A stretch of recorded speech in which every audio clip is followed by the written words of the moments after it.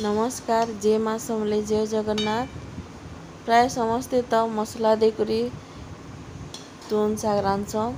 तो आज का मुई आपण मान को बिना मसला रे केंता करी बंधा कोबी तरकारी रांधबे से रेसिपीटा शेयर करमी। वीडियो के एंड तक कंटिन्यू करूँ। इटा नहीं छे बंधा कोबी काटी करी देखुन केते बढ़िया छोट छोट साइज रे काटी देछे। छोट छोट बंधा कोबी दुईटा नहीं थी। इटा गोटे कढ़ाई रे पैन के गरम कर देथिली। पैन गरम हो गला कि बंधा कोबी के आदे सिझे दउछे। देखुन आपण माने भी हेंता करबे बहुत टेस्ट लागवा देखबे।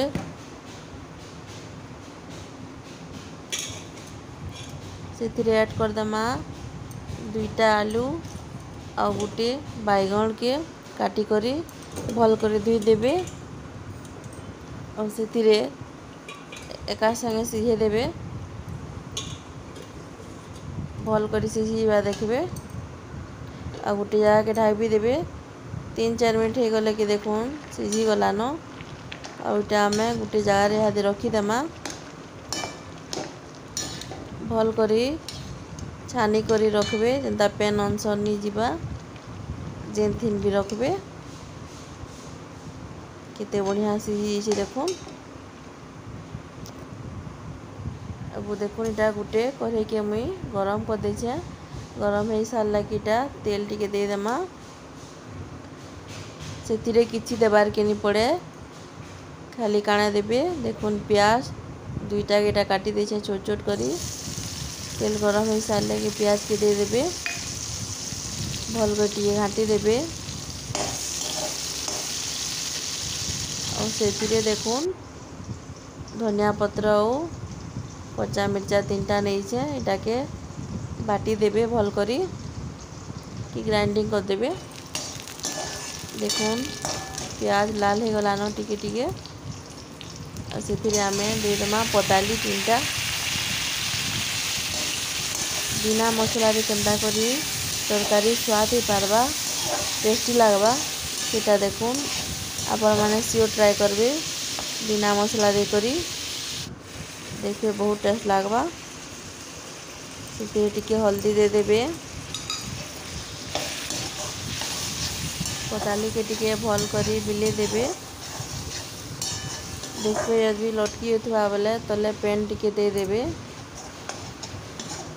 देखुन बिली गलान। स्वाद अनुसार नून दे दमा। भल कर टिके मिसे दमा। गरम मसला टिके सेथिरे दे देबे आ टिके टेस्ट आसीबा। भल करी टिके मिसे देबे।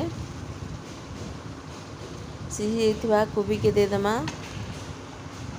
पैन अंश सेतिरे देखबे भल कर टिके अलगे देबे। सब के टिके भल करी घाटी दमा।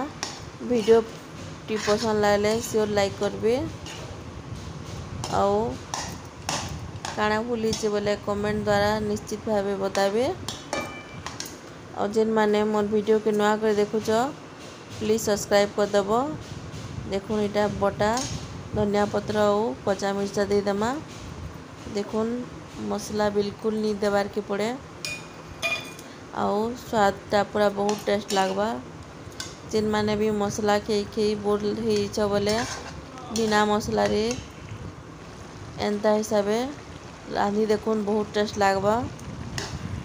देखो रेडी हो गलान।